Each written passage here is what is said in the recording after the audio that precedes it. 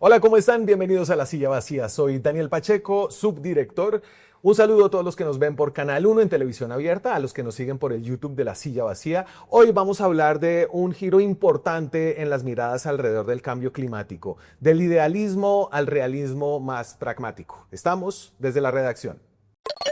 Natalia Arbeláez es la editora de La Silla Amazonía, la sección de La Silla Vacía dedicada exclusivamente a mirar esta región estratégica colombiana. ¿Qué más, Natalia? ¿Qué más, Pacheco?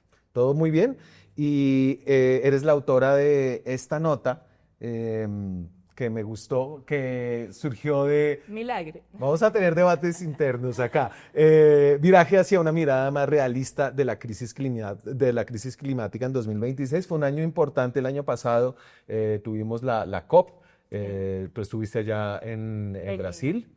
Pero también tenemos a un presidente en Estados Unidos que no cree en el cambio climático, que está dándole una nueva fuerza a las energías fósiles, incluso dentro de la gente de Sudamérica que entiende que el cambio climático es importante. Pues el caso de Lula y de Gustavo Petro hay muchas diferencias, ¿no? Así es.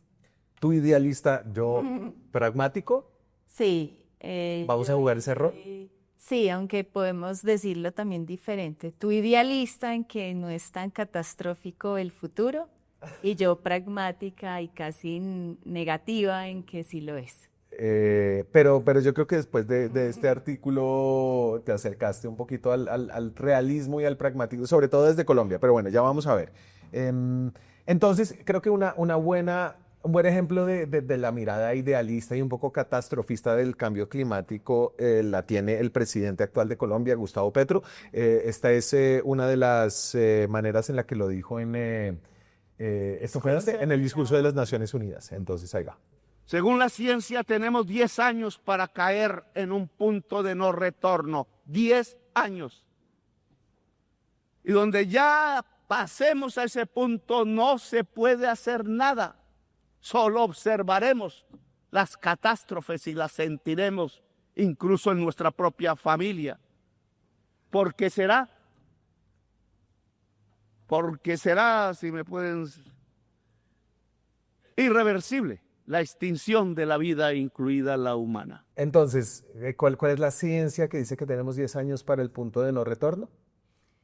En realidad, creo que el punto es que en 2015, cuando los países se reunieron en París y salió este acuerdo que ha marcado como la conversación en los últimos 10 años, se dijo que los siguientes 15, ¿no? Sí. De 2015 a 2030, eran fundamentales para bajar las emisiones. ¿Por qué? Porque las emisiones se quedan en la atmósfera, no es solo en el momento en que las emites, sino que ellas permanecen un tiempo, sobre todo las de gas carbónico, las de dióxido de carbono, y eso implicaba que si tú querías mantener el umbral de los 1.5, que es en el que pues todos los científicos básicamente han estado como de acuerdo que nos puede mantener seguros, entre comillas, necesitabas reducir en esos 15 años las emisiones para empezar a eliminarlas de la atmósfera. Claro, y entonces esa visión de Petro era como la visión del Acuerdo de París, muy idealista.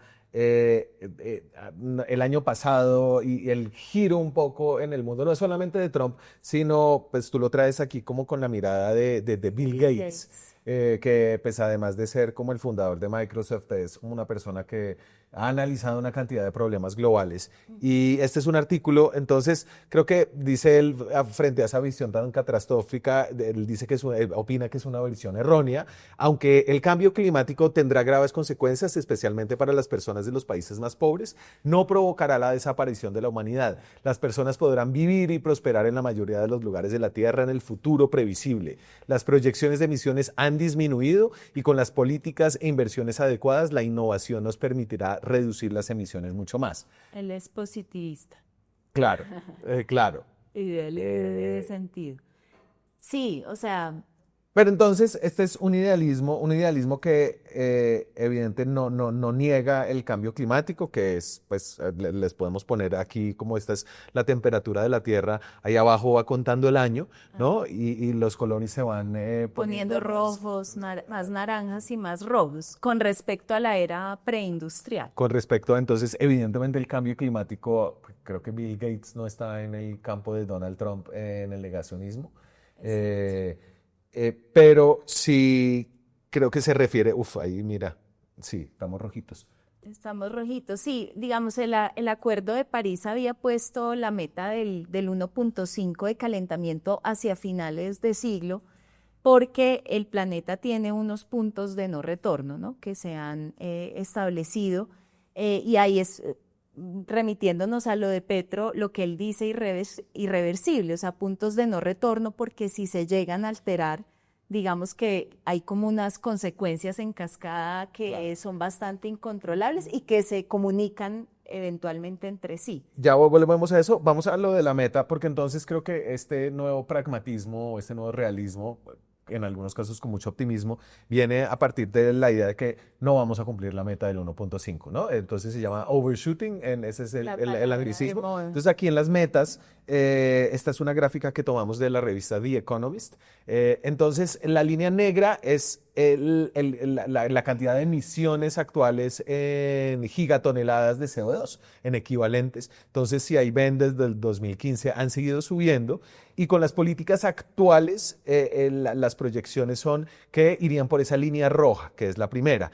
Si los países cumplen los índices las metas climáticas que deben presentarle a la ONU cada 5, cada 10 años. Y entonces ahí hay dos versiones, unas si son obligatorias o no obligatorias, ¿cierto? Para llegar a la meta de que el clima en el futuro no aumente más de 2 grados centígrados, tendría que caer por la línea azul, y para cumplir la meta del 1.5, que era la inicial, tendría que caer por la línea azul oscura, es decir, estamos ahí muy lejos. Lejísimos. ¿No? Ese es como el panorama más pesimista, y te cambio por otra The Economist, que es, bueno, perfecto, en efecto esto está así, pero no todos los países y no todas las regiones siguen aumentando. De hecho, ya se ven caídas en el grado de emisiones importantes en Europa, en Estados Unidos, aunque China, que tiene un proceso de industrialización en marcha, India también, que va a tener la población más grande del planeta, Asia, que es como un gran centro industrial, África, que tiene mucha gente, y América Latina, que parece que no ocupó la gráfica del Economist. No, porque somos mucho más chiquitos, ¿no? Entonces esas son como, un peso importante. como esas dos miradas de, sí, vamos muy mal, nos vamos a pasar la meta, pero hay señales de que hay unos países que ya están bajando. Ajá. Sí, creo que el primer punto que mencionabas, que es el del overshooting, es uno de esos hechos como que demuestran que en 2025 y por ende este año la conversación está cambiando, porque de mantenernos en la idea y en el ideal de respetar ese límite, ya casi ninguna trayectoria, y eso lo dice Catalina González, que es profesora de los Andes y es miembro del panel de cambio climático del IPCC, dice que prácticamente no hay ninguna trayectoria hoy que ya dé posible que podamos mantenernos en ese límite. De hecho, lo más probable es que estemos a finales de siglo, en 2100, entre un 2 y un 2.5. Pero hay incluso unos cálculos más complicados en ese sentido, los de Carlos Nobre, el científico brasilero que hace parte del panel científico de la Amazonía. Él dice que ellos, o sea, la comunidad científica le propuso a los negociadores en Brasil, ahorita a finales de noviembre, que los países debían tratar de reducir de aquí a 2035 un 5% anual. Sí. Para completar un 50%. ¿Y eso qué iba a hacer? Que hacia 2040, 2045 estuviéramos en 1.7. O sea, ya estamos administrando el sobrepasamiento. ¿Cuánto es aceptable que nos pasemos? Entonces él decía, para estar en 1.7 tenían 5% anual. Y con eso lo que tocaba hacer en ese año era empezar a sacar las emisiones que se mantienen en la atmósfera, para aspirar en 2060, 2070 a volver a un 1.5. Pero ¿cuál es la realidad? La realidad es que la mayoría de países en las NDC, en las metas climáticas, pusieron que iban a disminuir un 1%. Claro. Y él con eso dice, a 2050 vamos a estar no en 1.7, en 2 o 2.5, si seguimos esa trayectoria. Voy a hacer una pausa para ir a comerciales. Cuando regresemos seguimos hablando de este giro en la manera en la que discutimos el cambio climático, más adaptación, menos mitigación. Ya regresamos. Seguimos en La Silla Vacía, gracias por quedarse con nosotros. Estamos hablando de el cambio en la manera de abordar y discutir el cambio climático, un poco del alarmismo, catastrofismo, el idealismo de poder realmente generar como un cambio abrupto para reducir las emisiones, a un poco un pragmatismo resignado y optimista de que las consecuencias no van a ser tan grandes. Y yo creo que, tú me decías, es que tú eres el idealista, y yo creo que hay algo de eso, porque hay unos puntos de no retorno que creo que es importante tener en cuenta, ¿no? De una. Sí. Entonces, hay unos puntos de no retorno que son como estos límites saludables del planeta que si se alteran producen efectos en cascada y se comunican entre sí. Básicamente no se sabe muy bien qué puede ocurrir.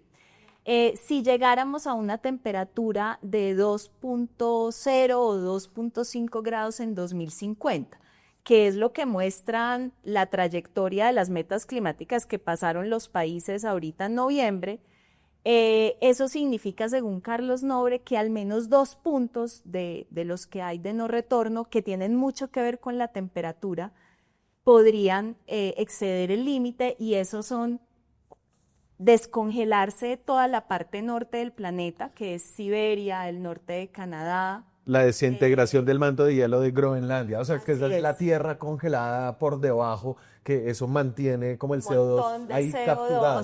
Él dice que se podrían liberar así nomás 200 millones de toneladas. Claro. Y luego sigue la Amazonía, que podría alcanzar un 70% de destrucción, y entonces liberarse otros 250 millones de toneladas.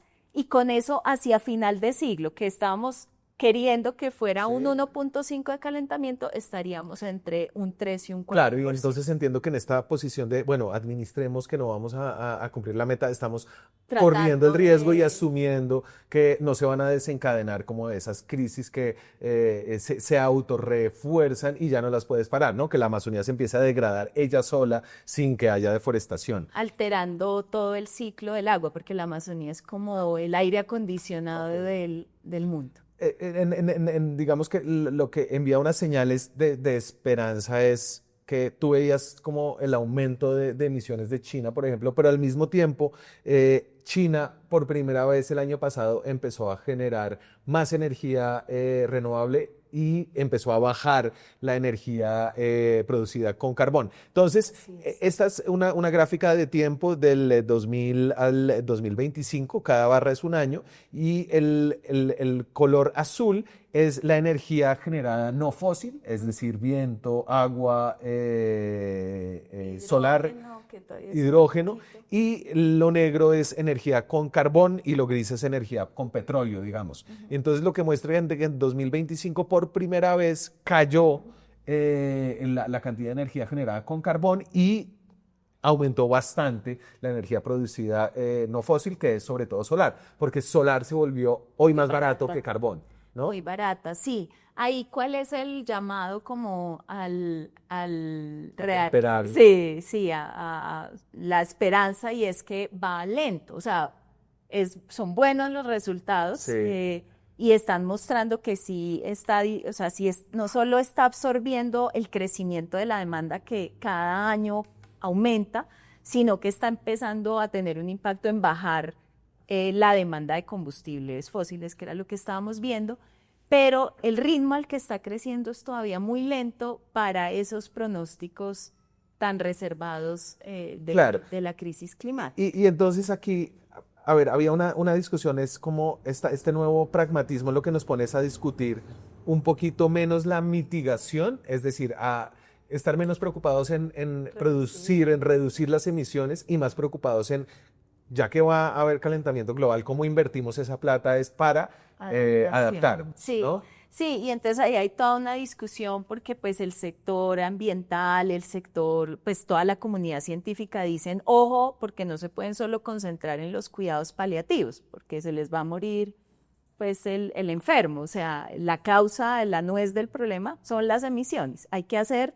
las dos, pero entonces Sandra Vilardi, que es también una científica, ex viceministra de Ambiente, celebra un poco que hoy se le esté prestando más atención a la adaptación porque ha sido como la olvidada desde el Acuerdo de París, o sea, Claro. se concentró tanto en la conversación y la esperanza en la disminución de emisiones que los países, sobre todo por ejemplo Colombia, que es uno de los más vulnerables al cambio climático, han avanzado demasiado poco, no hay una meta global. Hablemos concretamente, entonces adaptaciones de emisiones, poner regulaciones para aumentar el precio de la gasolina y que la gente maneje más carros eléctricos, ¿cierto? Por ejemplo, Infraestructura.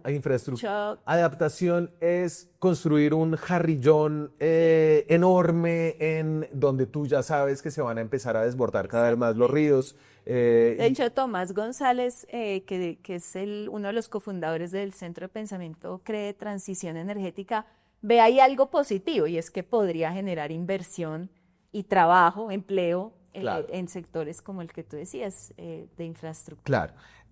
Por otro lado está el tema de que las soluciones de mercado están ganando inercia, ¿no? Sí. Entonces, y este es también un debate que ha planteado el presidente Petro, que realmente nos puso a discutir de este tema como de una manera pues muy particular y extraordinaria para un político suramericano, ¿no? Creo que, Sí. que en eso Petro es muy especial. Y él cree en la planeación central, ¿no? Y ha dicho el Estado es quien tiene que dirigir estos cambios. Creo que lo que ha pasado ahora, siento que Petro es muy importante, pero que la historia no lo está ayudando, ¿no? Creo que mientras él está más en el idealismo, el pragmatismo empieza a ser más importante, pero las soluciones de mercado sí están funcionando en el sentido en que es cada vez más barato hacer solar, cada vez más barato hacer carros eléctricos. Es un buen negocio, así dice Exacto. Giovanni Pavón también de Transforma, ¿no? Él dice como, normalmente van las dos cosas aparejadas, las declaraciones políticas, los incentivos de política pública, y acá, digamos, no hay que negar que el Acuerdo de París no es que no haya servido para nada, así No, estemos antes del Acuerdo de París íbamos para 4 grados por Exactamente, encima de exactamente. la meta. Y el Acuerdo de París le sirvió de sustento a muchos gobiernos para buscar las renovables, ¿cierto? No, ves que eso yo Pero- vuelvo al caso de Europa. O sea, Europa está bajando 20% sus emisiones en, no sé, 15 años. Exactamente, pero el punto sí es que ante el año pasado, por ejemplo, con Trump saliéndose del Acuerdo de París, ahorita incluso de la Convención de Clima, la COP30 cerró sin que los países se pudieran poner de acuerdo en decir vamos a salir de los combustibles fósiles en tanto tiempo y vamos a hacer esto. Las renovables van para arriba, no al ritmo que quisiéramos, pero van para arriba, y el punto es que el hecho económico, ¿no? De que son un buen negocio, responden bien a las necesidades de la gente, son baratas, son limpias, pues está funcionando solito, y bueno, también la geopolítica, ¿no? Claro. Porque China ahí tiene pues un campo abierto para Y yo creo lucirse que y- en la planeación central del Estado chino el cambio climático es un hecho Es reconocido y fundamental, ellos sí ha saben sido que fundamental. ellos son vulnerables al cambio climático y que pues la subsistencia de su Estado y del Partido Comunista depende de que eso tenga como pues una mitigación final, ¿no? Claro, y del otro lado tienes a Estados Unidos diciendo, o sea, como abrigándose en los fósiles, que es donde cree que puede tener su seguridad. Colombia tiene una matriz energética un poco distinta y eso pasa con casi todos los países amazónicos, y es que el peso, o sea, nosotros así no produzcamos muchas emisiones, la mayoría proviene de deforestación y cambio de uso del suelo. Que no es tanto incluso lo que agricultura. emite, sino lo que aporta como a los puntos de no retorno de ecosistemas tan claves. Natalia, mira que no estamos tan lejos. No estoy segura, pero... Muchas gracias por pasar por acá. Muchas gracias a ustedes por vernos y por apoyar la comunidad en periodismo independiente de La Silla Vacía. Nos vemos esta semana con más contenido. Chao. Hacer periodismo independiente cuesta. Cada suscripción a este canal nos permite financiar historias que revelan patrones, intereses y otras dinámicas de poder que otros no cuentan. Suscríbase y sea parte de la comunidad que apoya a La Silla Vacía.